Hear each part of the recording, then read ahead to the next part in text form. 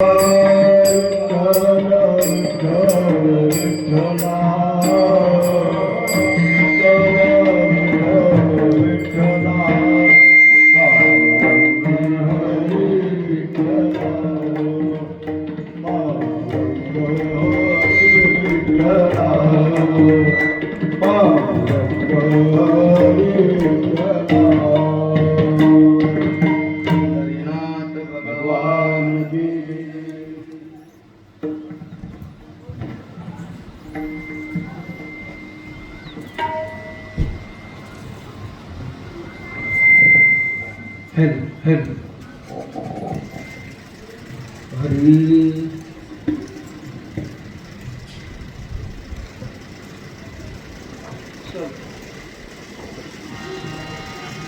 गणेशाय नमः। श्री गुरुचरण कमलेभ्यो नमः।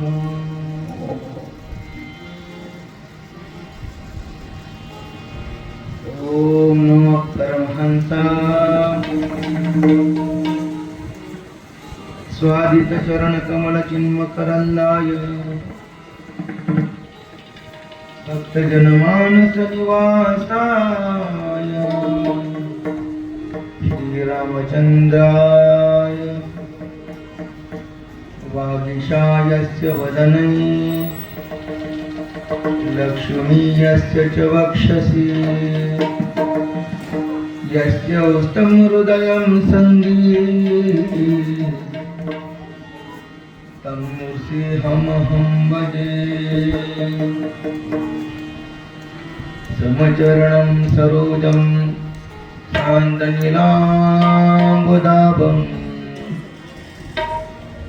जगन्निहितपाणि मण्डनं मण्डनानां तरुणतुळसीमाला कंदरं कंजनेत्रं सदिहदवलहासं विठ्ठलं चिन्तयामि। महायोगपीठे तटे भीमरत्या परं पुण्डरीकाय नाममुनि समागत्य तिष्ठन्तमानन्दकुन्दं परब्रह्मलिङ्गं भजे पाण्डुरङ्गं। पंढरीनाथ भगवान की जय।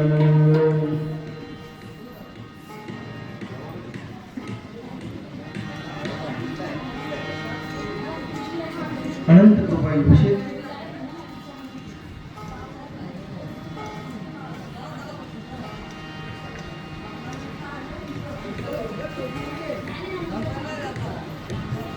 सच्चिदानंद घन करुणा गुणालय भगवान श्री पंढरीनाथाच्या चरणावर नतमस्तक मुक्त कैवल्य तेजोनिधी माऊली महावैष्णव ज्ञानोबराय शांतीचे परब्रह्म पुतळे एकनाथ महाराज आणि भक्तीचे प्रेम भंडारी भक्त नामदेवराय सकळ संतांच्या चरणावर नतमस्तक होऊन सेवेला प्रारंभ करण्याचा प्रयत्न आज आपल्या या वारदुरी गावामध्ये अगदी 17 तारखेपासून आता जून महिन्याचा पहिला दिवस आपण श्रवण करत आहात श्री विठ्ठल कथा।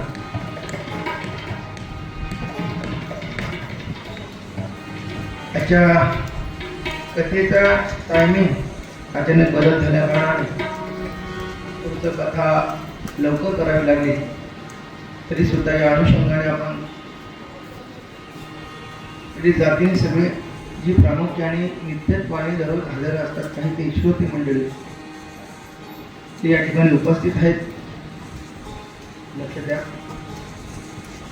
पहिल्या दिवसाच्या कथेपासून आता आपला हा 15वा दिवस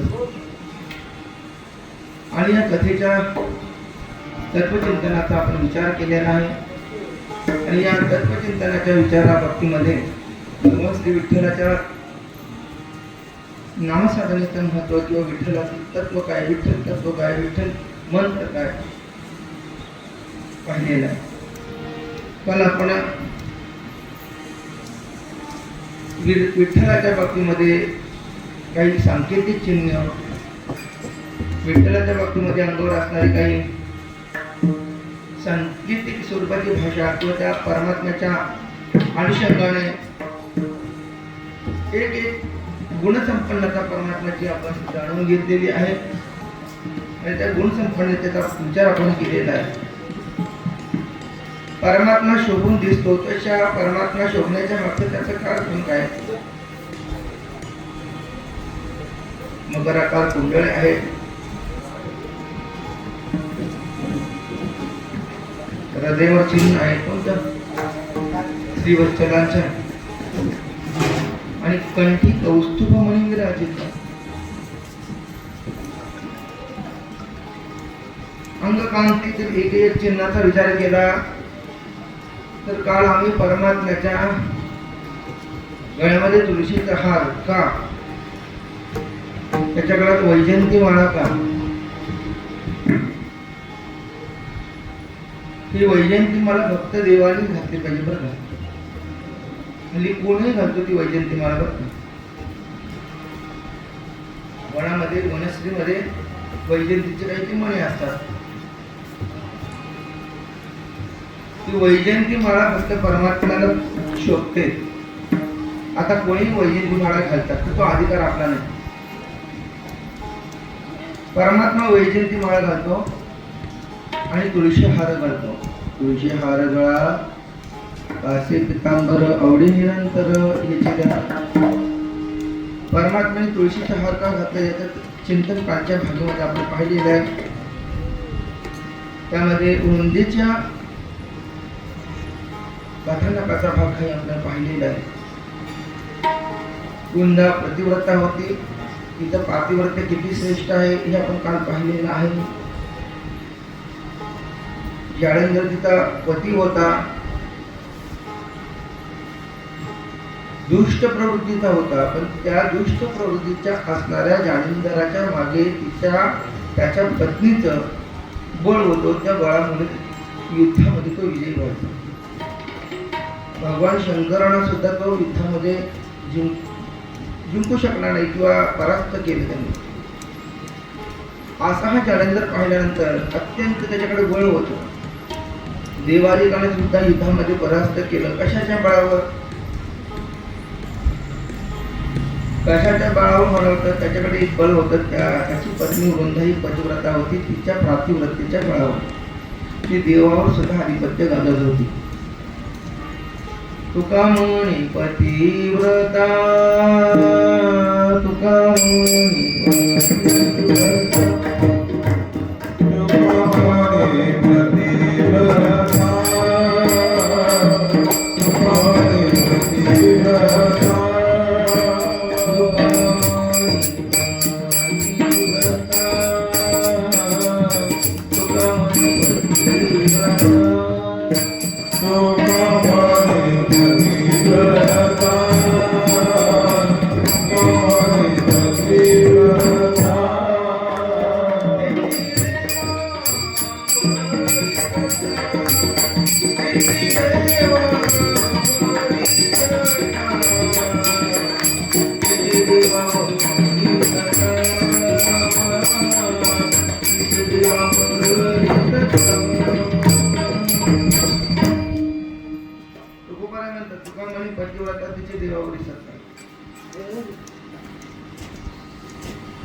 त्या वृंदा नामक पतिव्रतेने देवावर सुद्धा आधिपत्य गाजवलं, सत्ता गाजवलं. तिच्या सत्तेचं सामर्थ्य लक्ष द्या.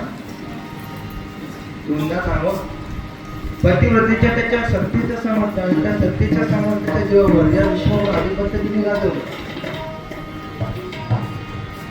पतीला संरक्षण देण्याचं काम ती करते. लक्ष द्या. आपण ऐका, एकदा तर कामाला गेल्यानंतर तो घरी परत आल्यानंतर तो आपला ठीक आहे. आताचे जॉब जवळ असल्या कारणाने जवळपास जाणं येणं हे शक्य असतं. पण पूर्वीच्या काळी असं पाहायला मिळतात की मच्छीमारी जी व्यवसाय केला जातो, महिना 2 महिना 5 महिना, काहींना वर्ष बसतो. पती कुठे गेलाय, कोणत्या देशामध्ये याचा पत्ताच नाही. पती आपल्यापासून दूर आहे, पण तरी सुद्धा ती त्या पतीच्या नावाचा कुंकू लावून पातिव्रत्य व्रताचं जतन करून इतर राहते. पती जवळ नाही, पण त्याच्या नावाचं कुंकू लावून त्याचं आधिपत्य त्याच्यावर गाजवून त्याचं नाव स्मरण करून त्याला परमेश्वर म्हणून त्याची सेवा करते. म्हणजे त्या पतीला कुठेही जाऊ, माझ्या पतीला, माझ्या धनीला चांगलं आयुष्य प्राप्त व्हावं, नवं गेलेला पती माझा पुन्हा सुखरूप परत यावा, ही अपेक्षा ज्या अनुषंगाने प्राप्त होते त्या अनुषंगाने ती अपेक्षा म्हणजे करणारी एकमेव तत्व आहे, तिला नाव पतिव्रता म्हणतात. आणि त्याच्या बळावर, त्या पतिव्रतेच्या सामर्थ्यावर पती काय मरत नव्हता. शंकरांना सुद्धा परास्त त्यांनी केलं होतं. शेवटी भगवान विष्णूने पातिव्रत्य नष्ट केलं, नवे जालंधराचं रूप धारण केलं. मग तिला कळालं की ज्यावरती माझ्या घरचा दिवा विझला त्यावरती या ठिकाणी माझ्या समोर येणारा, मला स्पर्श करणारा दुसरा तिसरा कोणी नसू, कोणतरी कपटी आहे. कोण आहेस तू, सांग. मी भगवान विष्णू आहे. का आलास? तुझं पतिव्रत्य नष्ट केल्याशिवाय देवांची योजना किंवा देवांचं सामर्थ्य जे आहे, नवे समाज कार्य जो आहे, देव कार्य आहे, धर्म कार्य आहे, नित्य स्वरूपाने होणार नाही. धर्माचं कार्य करणं अत्यंत महत्वाचं आहे की नाही? माझं कार्यच ते आहे. बरे सावधान दंडभेद काही करावं लागलं तरी चालेल, पण मला धर्म कार्य करायचं नाही. ग्लानिर्भवति भारत अभ्युत्थानम् अधर्मस्य तदात्मनं सृजाम्य. धर्माचं कार्य करण्याकरता मला हे सगळं करावं लागतं. लक्ष द्या. ठीक आहे, काही गोष्टी करत असताना धर्मासाठी अधर्म करावे लागत तर केलं पाहिजे का? लक्षात माझ्याकडे. आता मला सांगा, जगाला मी धर्म शिकवतो. आता या वंदेच्या चरित्रातून आपण काहीतरी शिकायला पाहिजे. जगाला देव धर्म शिकवतो आणि देव जर अधर्माने वागत असेल तर नेमकं काय करावं?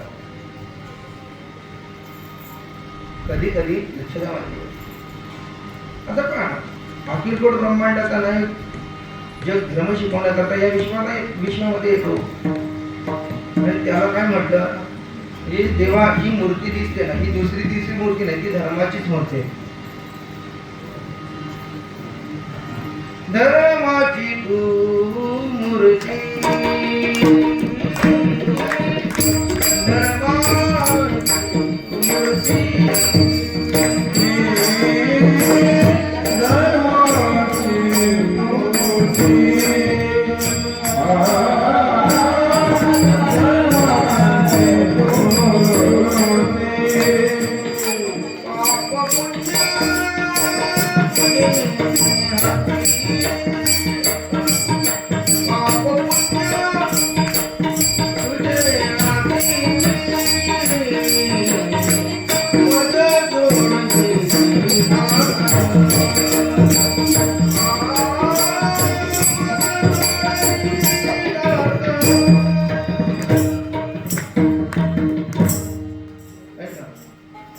परमात्मा धर्माची मूर्ती, त्या परमात्म्याच्या हातात पापही आहे आणि त्या परमात्म्याच्या हातात कोणी आहे.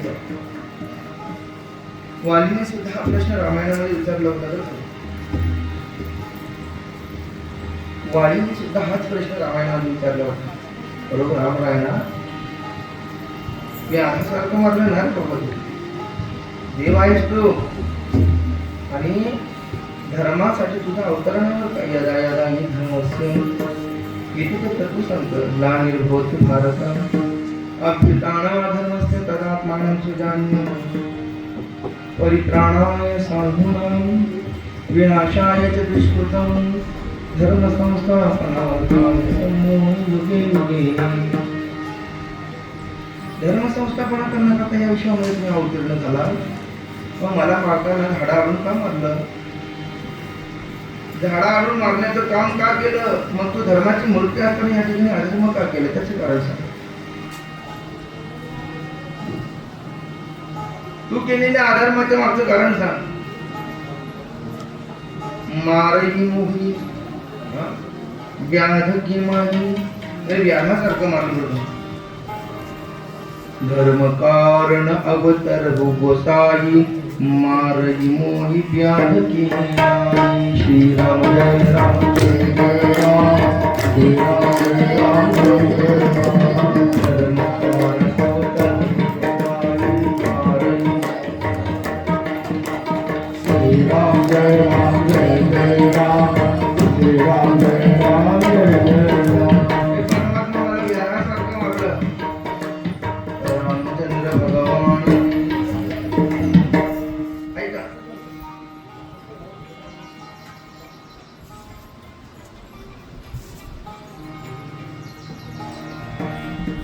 परमात्मा मला तो व्याधासारखं मारलं. कारण सांग ना, मारई मोही व्याध की नाही. व्याधासारखं मारलं मला. माझा काही अपराध होता सांग. माझं वैर भावाभावांचं होतं. सुग्रीवाचं आणि माझं वैर होतं. माझ्या भावाचं माझ्याशी वैर होतं. मग त्या वैरामध्ये तिसरा तुम्ही दोघांची भांडण तिसरा काम झालं. मध्ये येण्याच्या मागचं कारण काय? व्याधासारखं मारलं. देवा तुला हे खूप भोगावं लागतील. धर्म कारण धर्मरक्षा अवतार की आपुल्या पारशा भक्तजना. एक म्हणायचंय, व्याधासारखं जर तुम्हाला मारत असेल माझा अपराध नसताना, मग तुला धर्माची मूर्ती म्हणतात का? दुसरं, माणसाने धर्मासारखं वागावं. जो धर्माची स्थापना करण्याकरता आला त्याने धर्मासारखं वागावं हे उत्तम आहे ना. तोच जर मनुष्य अधर्माने वागत असेल तर लोक म्हणतील काय, लोका शिकू ब्रह्मज्ञान आणि स्वतः कोरडी भाषा. तो जर अधर्माने वागत असतात, कितीतरी परमात्म्याच्या बाबतीमध्ये अधर्माचा विचार करता येईल. कितीतरी अधर्म जगाला सांगतो काव क्रोध लोभ ही नरकाची द्वार आहेत. मग देवाला राग येतो की नाही? कंसाला मारताना किती क्रोधायमान झाले, राग आला म्हणून मारलं ना. पण असं मला आज त्या पातिव्रत्येचं व्रतभंग करण्याचा अधिकार परमात्म्याला नव्हता ना. जर पातिव्रतेचा एरवी देव प्रतिव्रतेचा सन्मान करतो, तिची पूजा करतो, तिला आई मानतो आणि देवाला सुद्धा ती पतिव्रता आपल्या अधीन करू शकते एवढं समजतो तिच्यामध्ये. पण त्या पातिव्रतेचा पतिव्रते भंग करणं हे देवाच्या जीवनातील असणारा अधर्मच आहे ना. देव करतो त्या कोणत्याही क्रियेला काहीतरी कारण असतं की नाही.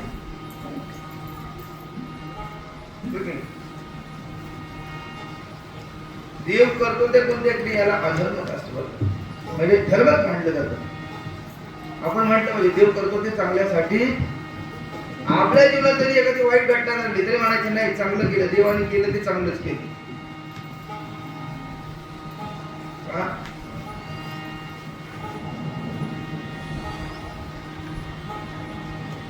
एका जंगलामध्ये राजा आणि प्रधान चालू होत.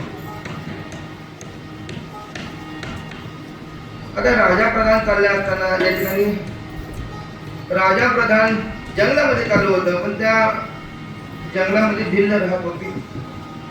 त्या भिल्लांच्या देवाला कोणतरी बळी द्यायचा होता आणि शिकारीला राजा गेल्या कारणाने राजा त्यांच्या तावडीला सापडला. म्हणजे राजा प्रधान बरोबर होते, पण वाटेत चालता चालता चालता वाट दोघेही चुकले, अस्ताव्यस्त झाले.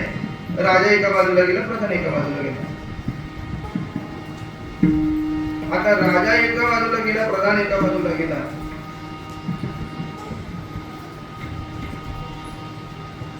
आणि मग काय झालं, त्या राजाला पकडून ठेवलं. राजांना पकडून ठेवलं.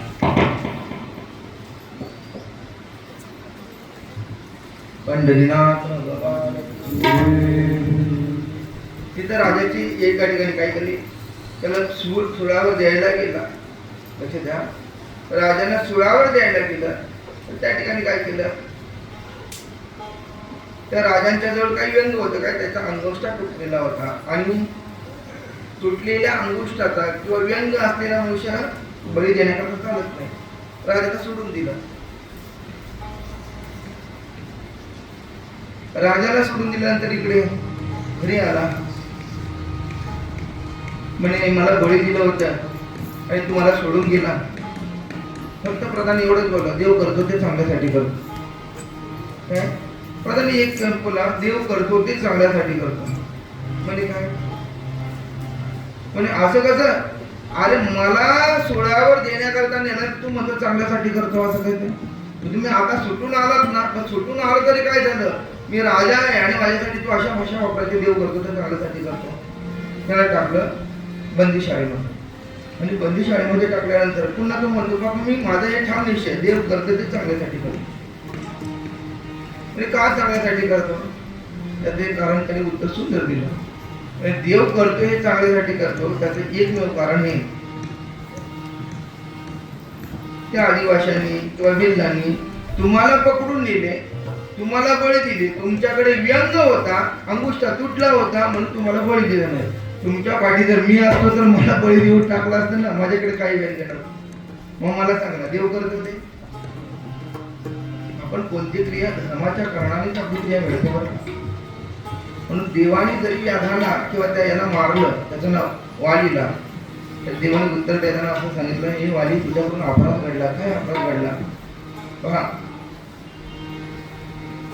आपल्या पत्नी व्यतिरिक्त आपल्या बहीण, भावाची मुलगी, नंतर भावाची पत्नी आणि काकांची मुलगी, हिच्याकडे जर जो कुदृष्टीने पाहत असेल, म्हणजे यांच्याकडे जर जो कुदृष्टीने पाहत असेल तर त्याला मारलं तरी अपराध लाभत नाही, असं शास्त्र सांगतं. हे कोणाकडे?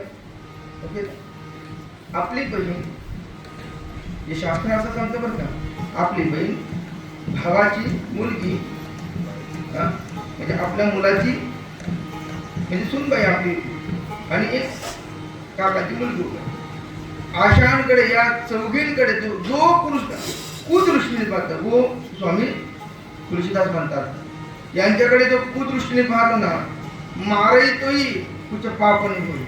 त्याला मारलं ना, जे प्राणत्यागाची शिक्षा दिली तरी पाप होत नाही बरं.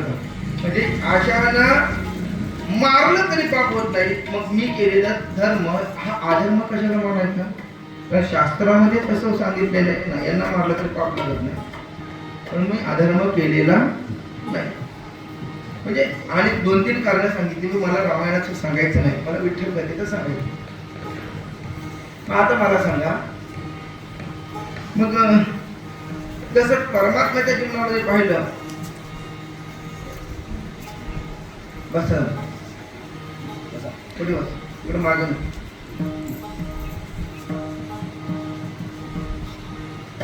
तसे वृंदा पतिव्रता होती, परस्त्रीकडे परपुरुषाने जाणं आणि पुरुषाकडे जाणं हे योग्य नाही ना. आणि डायरेक्ट जाऊन त्या वृंदेला परमात्म्याने स्पर्श केलं, तिथं पातिव्रत्य नष्ट केलं. हे देवाला शोभतं का? देवाला उत्तर देताना सांगितलं, अरे मला शोभत नाही, मला माहित नाही. काही धर्म कार्य करण्याकरता सामदाम दंडभेद त्याची नीती आहे बरं का. आणि एक आहे ना, देव जोडे तर करावा हा धर्म आहे का. आपलं खोट्या बोलण्याने ना, म्हणजे मी देवाला प्राधान्य देतो याचा भाग वेगळा नाही होय. आपलं देवाचा पण देव, पण देवाला दंड भोगावाच लागला ना, काळा पाषाण बनावं लागलं ना. मृत्यू लोकांमध्ये काळा पाषाण होऊन पडतील. त्या वृंदेने शाप दिला, प्रतिवर्तीची विडंबना केल्या कारणाने. पण तिचं पातिव्रत्य, तिचं ते अस्तित्व, तिचं शौर्यत्व, तिचं पातिव्रत्याची शक्ती ही जगाला कळवून देण्यासाठी तिचं पातिव्रत्य काय म्हणून तिच्या रूपाने एक वृक्ष छोटं निर्माण झालं, तिचं नाव तुळशी.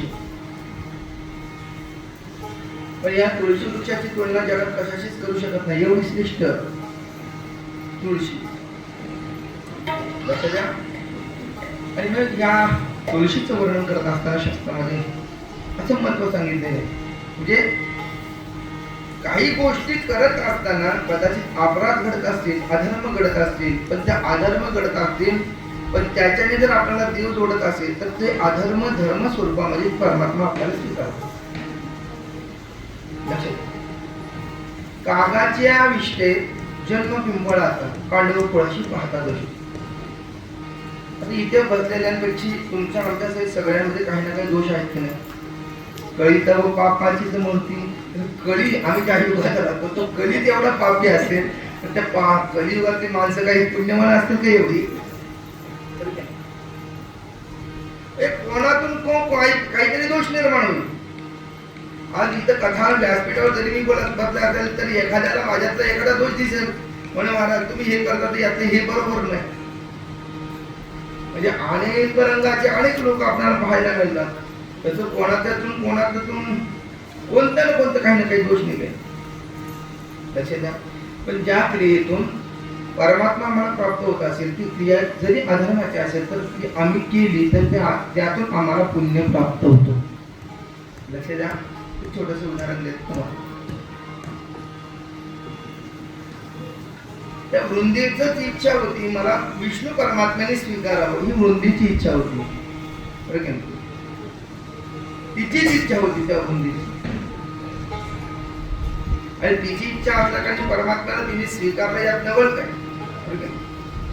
एरवी पातिव्रत्य तत्व जगाला काय दाखवण्याकरता तुझ्या पतीची निष्ठेने सेवा कर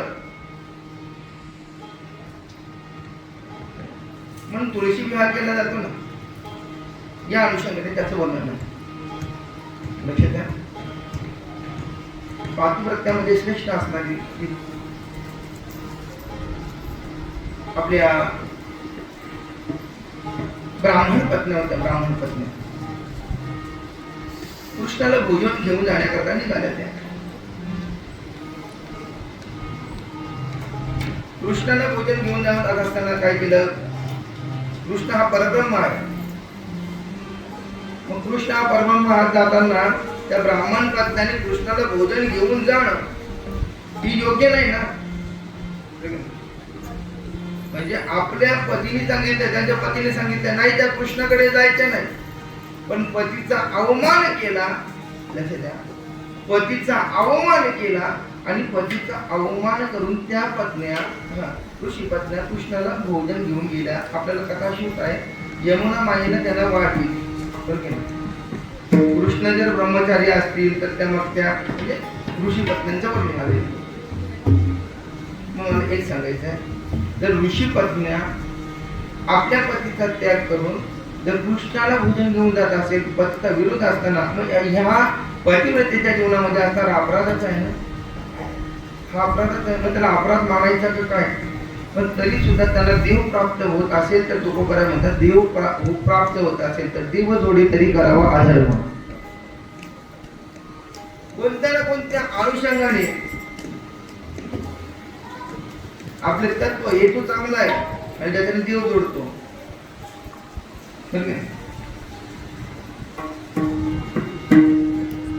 वामन परमात्मा दान मागण्याकरता आले कोणाकडे बळीकडे. पण गुरुजींनी सांगितलं द्यायचं नाही. तो देवाला आड येत होता. वामनाने काय सांगितलं मला त्रिपाद भूमी दे. तीन पावली भूमी. शुकाचार्य धावत आले हे बळी त्याला त्रिपाद भूमी देऊ नको रे बाबा. दान देऊ नको. तू संकल्प सोडू नको. तुझी वाट लावणारा आहे तो कपटी आहे. हा विष्णू आहे. विष्णू आहे आता तर अतिशय उत्साह निर्माण झाला. अखिलपूर्ण ब्रह्मांडाचा नाही मागण्याकरता तर माझ्याकडे येत असेल मला आनंद आहे. आणि मग श्रीपाद भूमी मागण्याकरता मग काय केलं पाणी तर्पण करण्याकरता गेला. संकल्प सोडण्याकरता गेला आणि संकल्प सोडत असताना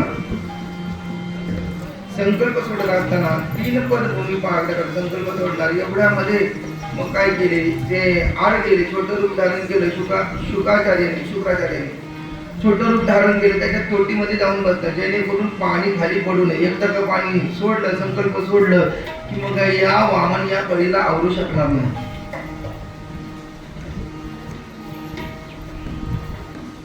बळीने सांगितलं वामनाने सांगितलं अरे बळी अरे मला संकल्प सोडतो अजून तुझं पाणी ते तोटीतून खाली पडत नाही. संकल्प कधी सोडणार लवकर सोड. आणि काहीतरी अटकलंय. मग अटकलं त्याचं काही नाही काहीतरी बंदोबस्त झालं. बळीने छोटीशी काडी घेतली आणि मग त्यामध्ये आतमध्ये टाकली. आतमध्ये काडी टाकताना त्या शुक्राचार्याचा डोळा फुटला. बलिने शुक्राची आडवा केला आडाला म्हणून भोडी डोळा आडाला म्हणून भोडी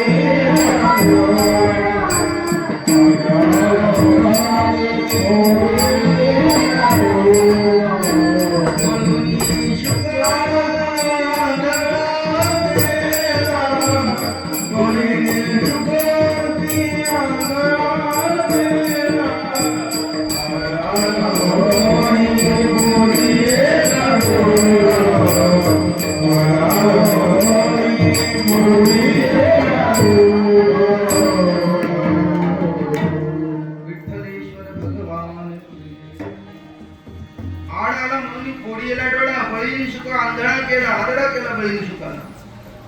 लक्षात घ्या. म्हणून या गोष्टीचा जर विचार केला तर देव जोडे. आता मला सांगा बळी आणि शुक याचं जर नातं पाहिलं तर गुरु शिष्याचं नातं होतं. जर गुरु शिष्याचं नातं होतं तर गुरु शिष्याच्या नात्याच्या माध्यमातून जर याचा विचार केला तर शिष्याने गुरुद्रोह केल्याचा पाप लागेल ना.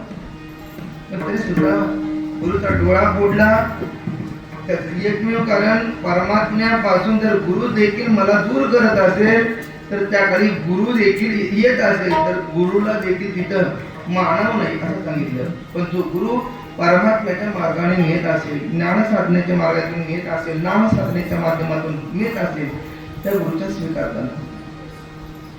मग तसा परमात्मा अधर्म करतो पण दिसताना तो अधर्म असला तरी असताना तो काय धर्मच आहे. असताना तो धर्म आहे. कारण त्या जालंधराचा असणारा पाप या त्रिभुवनातून न काही करण्यासारखं होतं की त्रिभुवनाला पाप वाढलं आणि हे वाढलेलं पाप हे वाढलेलं पाप भूमी थरथर कापू लागलेली आणि मग पापाचं प्राबल्य वाढलेलं आहे. हे भूमीला झालेलं ओझं सहन होत नाही. मग अशा वेळेला काय करावं लागतं लक्षात द्या. परमात्म्याला अवतार धारण करावं लागतं. म्हणून परमात्मा जर शिवाला सुद्धा तो ऐकत नाही ना, विष्णूला सुद्धा ऐकत नाही ना, म्हणून पातिव्रत्य हे मध्ये आड होत. ऐका, एखाद्याची पत्नी चांगली असते तर पती चांगला नसतो. काहीचा पती चांगला असेल तर पत्नी चांगली नसते. काहींची पती आणि पत्नी चांगली असते पण मुलं चांगली असतात. असं होतंय. काहींची पती पत्नी मुलं चांगली असतात, आई बाप चांगले नसतात. हे सगळं काही सगळ्या बाजूने चांगलं असतं असं नाही. खरं सांगा, पतिव्रता जे असते, पती दारू पिणारा जरी असला, लेझिम खेळत येत जरी असला तरी त्याला परमेश्वर मानावा लागतो. त्याच्या समोर जाऊन म्हणावं लागतं. वडाची पूजा करायला जेव्हा त्या महिला जातात आणि त्या वडाला जाऊन विनंती करतात, वडापाव वडापाव वडापाव. म्हणजे वडापाव नाही बरं का, वडा मला प्रसन्न हो. मग कशासाठी? 7 जन्म हाच पती दे. जरी तो लेझिम खेळत येत असला तरी, म्हणजे पीत असला तरी, म्हणजे 7 जन्म तोच पती आम्हाला प्राप्त व्हावा आहे. लक्षात म्हणजे या अनुषंगाने जर आपण विचार केला, या अनुषंगाने जर विचार केला की पातिव्रत्य तत्व आहे. शांडिल्यच्या पतिव्रतेचं वर्णन केलेलं आहे. अशी वृंदा पतिव्रता होती. वृंदा पतिव्रता होती. आपल्या पतिव्रतेच्या भावापायी ब्रह्मांडावर अधिपत्य असणार आहे. पण तिथे विष्णूची जी क्रिया होती ती पाप स्वरूपाची क्रिया, अधर्म स्वरूपाची क्रिया होती. म्हणून तुम्हाला एक दृष्टांतातून विष्णू तत्व किती श्रेष्ठ आहे किंवा परमात्म्याचं काय चुकलं नाही किंवा का हे केलं याच्या मागचं कारण सांगतो. कधी कधी काही क्रिया दिसायला वाईट असतात पण त्यातला हेतू चांगला असतो. कधी काही क्रियेतील हेतू वाईट असतो पण क्रिया चांगली असते. उदाहरणार्थ तळावाच्या काठावर तो बगळे, रामायणात आलेली कथा. तळ्याच्या काठावर किंवा त्या तळ्यामध्ये उभा राहणारा तो बगळा एका पायावर उभा राहतो हातात रुद्राक्षाच्या माळा घातलेल्या आहेत, कपाळावर कुंड भाड लावलेला आहे, गळ्यामध्ये म्हणजे पवित्र अशी तुळशी माळ धारण केलेली आहे त्या बगळ्याने. पण जरी ती पवित्र तुळशी माळ धारण केलेली असली, त्याला वाटतं, लोकांना त्या माशाला वाटतं, वा वा वा वा, बगळे आता स्वामी झाले. अखंड हरिनाम स्वतः केलं पाहिजे. बगळ्याने आज तुळशीची माळ धारण केलेली आहे. आताच बगळे हरिभक्ती परायण झालेले, नवीनच हरिभक्ती परायण झाले. कोण बगळे नवीनच हरिभक्ती परायण झाले. आता त्या बगळ्याला त्या माशाला वाटतं वा वा वा, नवीन हरिभक्ती परायण झाले, नवीन हरिभक्ती परायण झाले. आता आपण कुठे गेलं पाहिजे? त्यांचं दर्शन घ्यायला गेलं पाहिजे. कोणाचं? त्या बगड्या स्वामींचं दर्शन घेतलं पाहिजे. त्या विचाराला काय माहिती बगळे स्वामी कशासाठी उभे आहेत.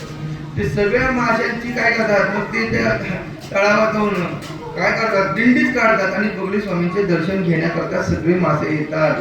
पण ज्या वेळेस ते हे दर्शन घ्यायला येतात, एका क्षणात ते बगळे स्वामी माशांची पुण्यतिथी करतात.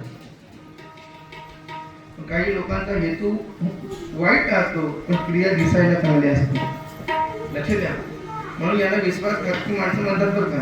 क्रिया दिसायला चांगली असली तर हेतू वाईट नसावा. परमात्म्याची क्रिया दिसायला वाईट होती बरं का, कारण परस्त्रीला स्पर्श करणं हे देवादिकांना देखील पापातच गणलं जातं. देवाची क्रिया जरी वाईट होती, पण परमात्म्याचा हेतू चांगला होता.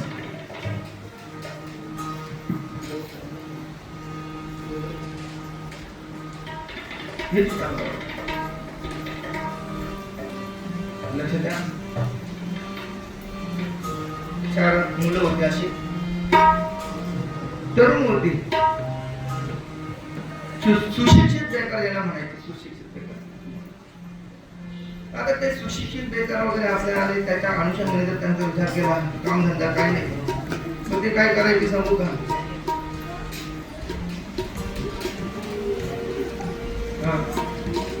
ते काय करायची माहिती का? दररोज गावामध्ये येणाऱ्या काळी, आता पूर्वीच्या काळी काही गावामध्ये खड्डे असायचे, कुठे काही हेच नसायचे. रस्ते म्हटलं का ते अविकसित रस्ते, खड्डे पडलेले, सगळं काय केलेलं आहे. अशा अनुषंगाने जर त्या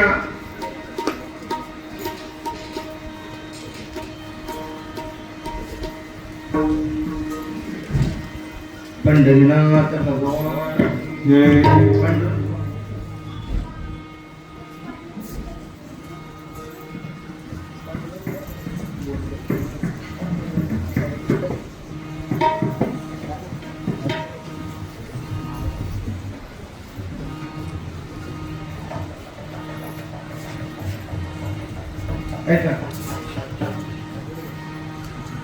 आणि या अनुषंगाने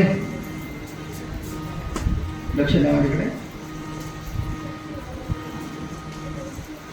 4 मुलं होती, सुशिक्षित होती, शिकायचं होतं त्यांना, खूप शिकली होती, पण काम काही मिळत नाही, बेरोजगार होती. आणि अनुषंगाने बेरोजगार असल्या कारणाने लक्ष द्या माझ्याकडे. बेरोजगार असल्या कारणाने काय करायचे, मग ते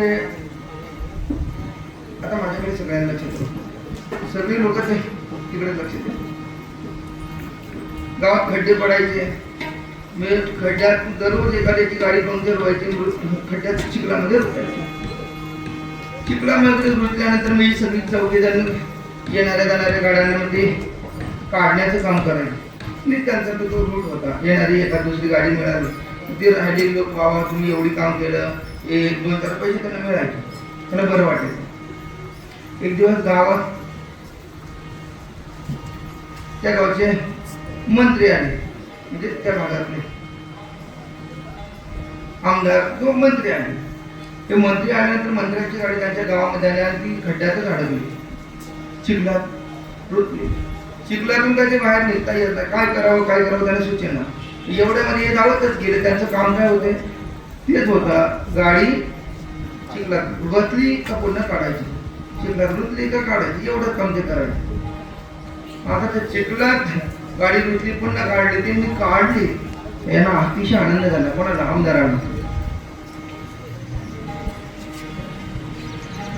आमदारांनी त्यांना 5,000 रुपये दिले किती बाबा काय तुम्ही दयाळू माणसात आज तुम्ही जर या ठिकाणी नसते तर माझी गाडी या चिखलातून बाहेर कोणी काढली नसती बरं झालं बाबा तुमचा उपकार माझ्यावर आहे काय करता रे बाबा तुम्ही काय काम धंदा करता म्हणजे काय नाही हेच करतो काय करतो हेच करतो म्हणजे ठीक आहे हेच करतो म्हणजे नेमका एखाद्याची गाडी इथं अडकली खड्ड्यात चिखलातून रुजली का काढण्याचं काम आम्ही करतो आणि हेच करतो म्हणजे हेच करता म्हणजे ठीक आहे मग आता हे पावसाळ्यामध्ये कराल उन्हाळ्यात म्हणजे उन्हाळ्यात पण हेच करतो उन्हाळ्यात कसं हेच करतो म्हणजे हेच करतो म्हणजे काय पाईप लावतो आणि पाणी टाकतो आणि खड्डा करतो आणि तिथे चिखल करतो आणि मग पुन्हा कोणाची गाडी फसली तर पुन्हा काढण्याचं काम करतो तसं येणारे लोक आम्हाला पैसे देतात पावसाळी पण हेच उन्हाळी पण हेच एक म्हणायचंय दिसायला क्रिया चांगली होती की नाही बोला ना क्रिया दिसायला चांगली हेतू वाईट आहे तसं माणसाचा हेतू चांगला असावा हेतू वाईट नाही कधी कधी पापाचरण करताना काही लोक दिसतात पण त्यांचा हेतू पापाचरणाचा नसला त्याच्यातून जर क्रिया चांगली असली तर ती पुण्यमानाची क्रिया असते तो पुण्य आहे आणि त्याला ते त्या क्रियेतून कोणत्याही प्रकारचं पाप लागत नाही तसं परमात्म्याने त्या वृंदीला स्पर्श केला म्हणजे या शंका काही शंका आपल्या अंतःकरणामध्ये निर्माण होत असतील देव असून देखील वृंदाला स्पर्श करण्याकरता गेला तिचं पातिव्रत्य नष्ट करण्याकरता देवाला शोभतं का बरोबर पण विधायक स्वरूपाचं धर्म कार्य करण्याकरता सृष्टीची समरचना करण्याकरता संस्थापना करण्यासाठी बरोबर नाही देवाला सगळ्या प्रकारचं काय करावं लागतं नियोजन करावं लागतं कधी कृष्ण रूपाने कधी राम रूपाने कधी कोणत्या रूपात त्याला नटावं लागतं ही संरचना करण्यासाठी त्याला वेळ घरी येणे समजे अवघे येणे पण करून घे बरोबर म्हणून परमात्म्याच्या दरबारामध्ये देव आहे पण अंधत नाही म्हणून आपण लक्ष द्या म्हणजे पूर्ण पातिव्रत्याचं प्रतीक आहे बरोबर आणि तिला परमात्म्याने आदेश अजून हृदयावर जतन करून ठेवलेली आहे पंढरीनाथ भगवान की असो पण या अनुषंगाने जर आपण विचार केला वृंदा पतिव्रता होती तिचं पातिव्रत्य अलौकिक स्वरूपाचं पातिव्रत्य होतं या विश्वात तिच्या पातिव्रत्यासारखं दुसरं पातिव्रत्य नाही म्हणून परमात्म्याला जे आवडतं ना अति प्रिय आवडे तुळशी भोगा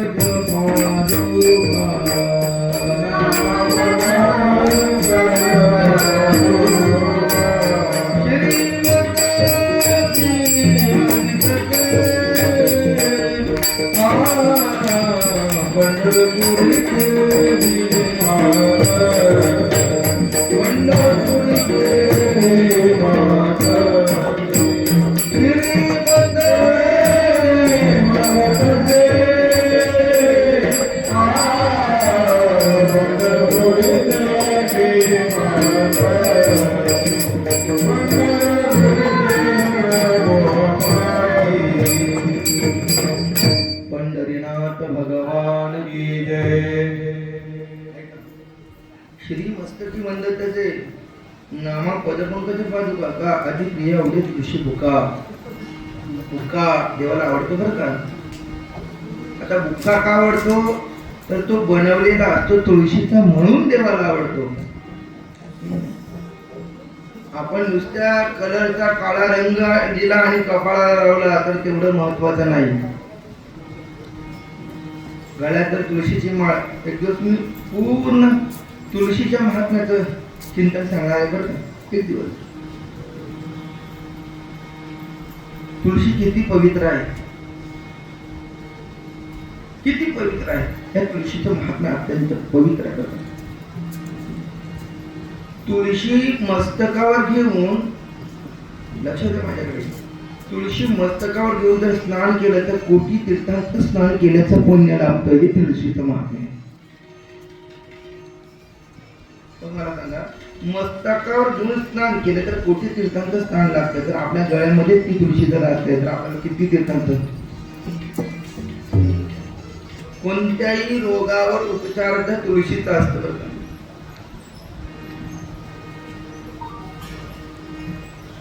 एकदा त्या बिरबलाचा आणि बादशाहाचा संवाद सांगितलेला आहे.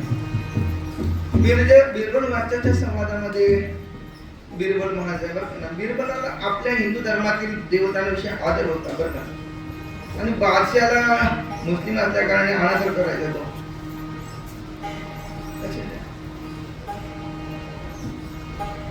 अनादर करू लागला आणि अनादर करत असताना मग बादशाने काय केलं, आता बिरबलाने काय केलं, तुळशीचं वृंदावन एका ठिकाणी दिसलं. वाटेत चालत असताना अरण्यामध्ये अरण्यामध्ये जात असताना तुळशीचं वृंदावन एका ठिकाणी दिसलं. त्या तुळशीच्या वृंदावन दिसल्यानंतर त्या बिरबलाने काय केलं, त्या तुळशीच्या वृंदावनाला वाकून नमस्कार केला. आणि तुळशी कुठेही दिसली, गाय कुठेही दिसली तर आम्ही काय केलं पाहिजे, हात जोडलं पाहिजे, नमस्कार केला पाहिजे. तुळशीचं वृंदावन दिसलं, तुळशी दिसली, अतिशय प्रेम व्यक्त अंतकरणाने बिरबलाने काय घेतलं, नमस्कार केलं, वाकला. पण नमस्कार केल्यानंतर बिरबलाला त्या बादशाने विचारलं, बादशाह म्हणू लागले, ए बिरबल, ये क्या है, ये क्या है, म्हणजे ये क्या नहीं, ये हमारा भगवान है, भगवान. ये क्या है, ये हमारा भगवान.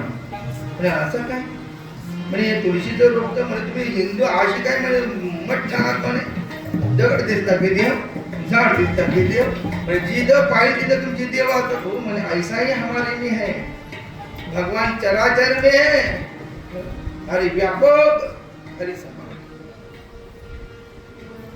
कण कण में भगवान है यहाँ. म्हणे तुळशीच्या म्हणे मग काय केलं, राग आला, तळपायाच्या मस्तकाला गेलं, हे आपला भगवान आहे ना, मग ठीक आहे, त्या हिंदूंच्या भगवानाची आपण काहीतरी निंदा करावी म्हणून त्याने ते तुळशीचं रोपटं उपटलं. तुळशीचं रोपटं उपटलं आणि उपटलं असं फेकून दिलं. आता फेकून दिलं, राग आला बिरबलाला. पण काही लोकांना सहज समजून पटत नाही, त्यासाठी काही ना पटवून देण्याकरता काय लागतं, आपल्याकडे एक मन आहे बाबा, बरोबर जातो बाबा, वाकड्या मेरीला म्हणजे मेर जर वाकडी असली तर पण वाकडाच खोदावं लागते, असंच हे वाकड तर ती सर्व राहील. किट फॉर टॅट तशात तसं लातो की पण बातो से नाही म्हणते, याला सहज सांगून पटणार नाही, हा देव असा आहे आमचा, तो देव कसा आहे, पटणार नाही. आपण काय करावं, याला थोडं वेगळ्या भाषेत सांगावं. पर्यंत या ठिकाणी गेला आणि पुढे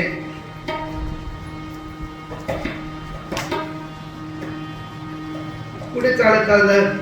मग आता या गेले, आमच्या देवाची विडंबना केली ना या बादशाने. मग काय केलं, याला सजा मिळाली पाहिजे.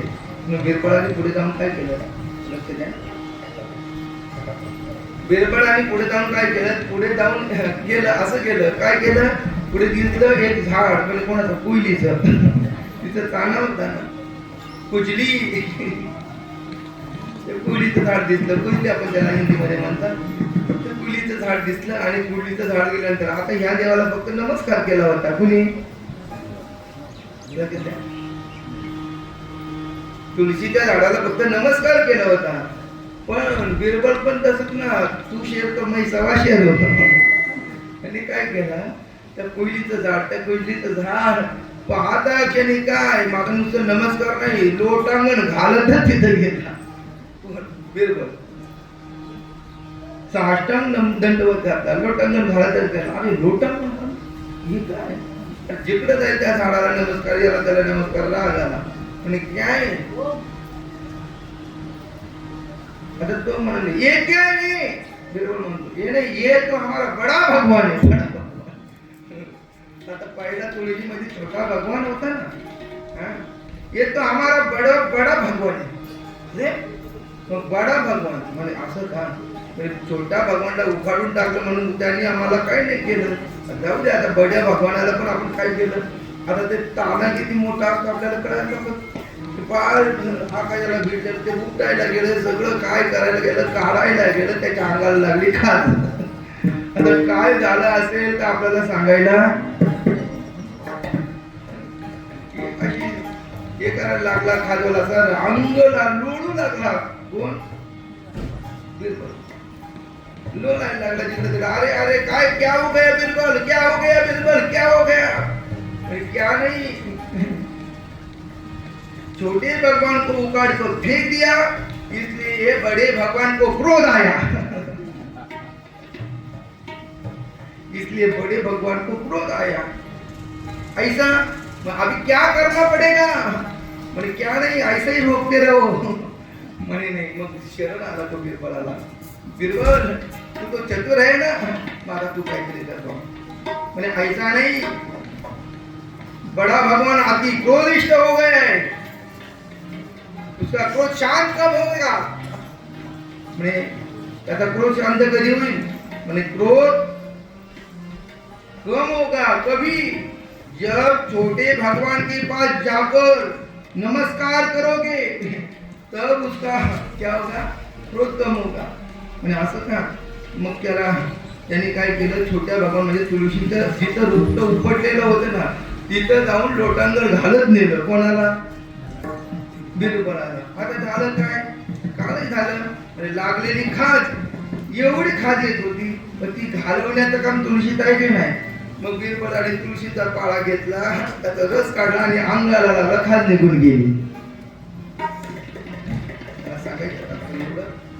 म्हणजे कोणत्या ना कोणत्या अनुषंगाने तुळशीचं महात्म्य आपल्या जीवनामध्ये खास करून होत असेल तर आयुर्वेदाच्या मध्ये तुळशीचं अर्क घेतलं, तुळशीचं अर्क अंगाला लावलं तरी अनेक लोकांची पाप नष्ट होतात. वृंदावनी तुळशी पुष्पतारा नंदिनीच तुळशी कृष्ण जीविनी 8 नाव आहेत तुळशीला. वृंदावनी अशा प्रकारची 8 नावं तुळशी आहेत. 8 प्रकारची तुळशी आहेत बरं का. काही तुळशी काळ्या प्रकारच्या आहेत, कृष्ण तुळस, राम तुळस, जी पांढरी असते ना ते राम तुळस. म्हणजे 8 प्रकारच्या तुळशी आहेत. आपल्याकडे तुळशीचा कलर देखील वेगळा आहे. तिकडे उत्तरेकडे गेल्यानंतर तुळशीचा कलर वेगळा दिसेल. म्हणजे अशा प्रकारचं हे तुळशीचं महात्म्य सांगितलं जातं.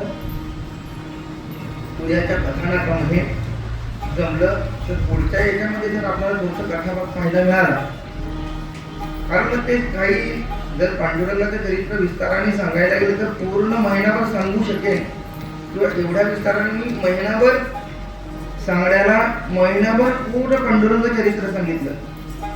पण त्याच्यामध्ये जर पांडुरंग चरित्र सर्व सविस्तरपणाने सांगायला गेलो तर इथं संत चरित्र आपल्याला सांगायला एवढा वेळ मिळणार नाही. नाहीतर म्हणजे आपल्या हिंदू धर्मामध्ये जर विचार केला तर हिंदू धर्माचा नाही, महाराष्ट्राचा म्हणजे हिंदू धर्माचा किंवा भारताचा महाराष्ट्राचा जर विचार केला आपण, त्या महाराष्ट्रामध्ये 42 पेक्षा अधिक संत आहेत. एका संताला जर 1 दिवस गेला तर मग आपले दिवस किती जातील? आता दिवसाला आपल्याला किती दिवस राहिले? 15 दिवस. आणि 1 दिवस काल्याच्या कीर्तनाला, आजचा दिवस तर केला, 14 दिवसच राहिले. आणि एका संतांचं चरित्र जरी झालं तरी त्या अंशाने संत चरित्र आपल्या पुढे. आणि ज्ञानोबाजी संत आपल्याला माहिती आहे, ज्ञानोबाजी संत, नामदेवराय माहिती आहे, तुकोबराय माहिती आहे, पण कितीतरी संत आहेत असे की आपल्याला माहितच नाही. संताजी जगनाडे, अजून जगन्मित्र नाग, जोगा परमानंद, हे वारकरी संत आहेत बरं का. यांची नावे तुकोबरायांच्या यादीत आहेत बघा. खूप सुंदर चरित्र या संतांच्या होता. जगन्मित्र नागा, जोगा परमानंद, बहिरा पिता, शेख मोहम्मद, हरिताला, तयाचे हृदय, परमात्मा, म्हणजे असे अनेक प्रकारचे चरित्र आपल्याला पाहायला मिळतात. असं झालेली सेवा परब्रह्माच्या चरित्र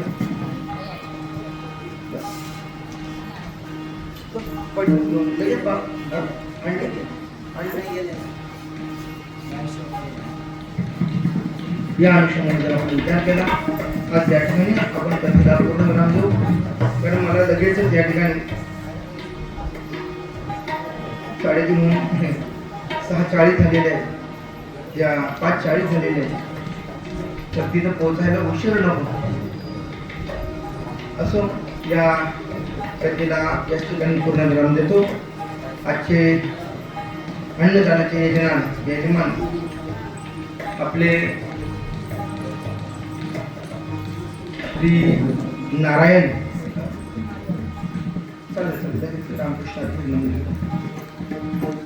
नारायण राम शेळके दादा या ठिकाणी उपस्थित आहेत. तसेच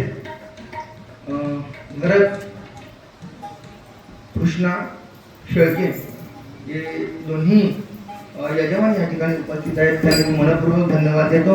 त्यांचा सत्कार होईल. आज या ठिकाणी आरतीसाठी त्यांनी उपस्थित राहायचं. पालकदादा देखील उपस्थित आहेत, कृष्णा बाबा देखील उपस्थित आहेत. त्यांनी आरती घ्यायचे. या ठिकाणी प्रतीक्षा भगवान मिसाळ बंद करवा. प्रतीक्षा भगवान